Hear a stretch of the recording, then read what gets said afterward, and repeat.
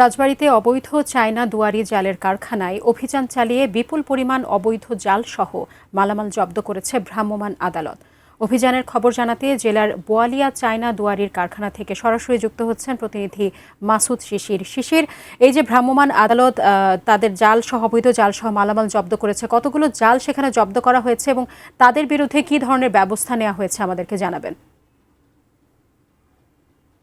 ধন্যবাদ আপনাকে। আপনি যেমনটি বলছিলেন, রাজবাড়ীতে একটি অবৈধ কারখানায় বিপুল পরিমাণ আসলে নিষিদ্ধ ঘোষিত যে চায়না দুয়ারি সেই জালের যে একটি কারখানা, সেই কারখানা কিন্তু আসলে কারখানায় অভিযান চলমান রয়েছে। সেই চলমান অভিযানে আমরা যেটা দেখতে পেয়েছি অসংখ্য জাল, এবং আমরা যদি সেই কারখানাটা একটু দেখানোর চেষ্টা করি, যে এই কারখানায় একদম প্রত্যন্ত গ্রামের মধ্যে সুকৌশলে এই জায়গাটিতে আসলে এই কারখানা করা হয়। যে কারখানাতে আমরা এখন পর্যন্ত দেখতে পাচ্ছি অভিযান কিন্তু চলমান রয়েছে।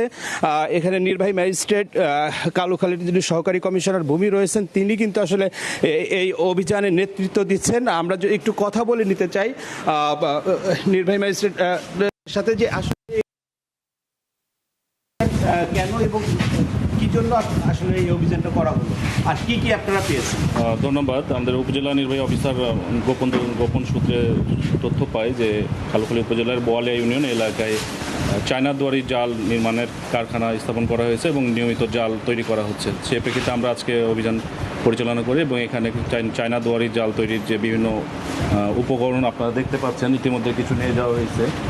চায়না দুয়ারি জালের এই যে সুতা, চায়না সুতা যেটা, এটা দিয়ে মূলত সকলেই জানি চায়না দুয়ারি জাল এটা মৎস্য আইন সুরক্ষা আইন অনুসারে এটি নিষিদ্ধ জাল এবং এটি জলজ প্রাণী, সকল প্রাণীর জন্য এটি ক্ষতিকর এবং মৎস্য সম্পদ ধ্বংসের অন্যতম কারিগর হচ্ছে এই চায়না দুয়ারি জাল।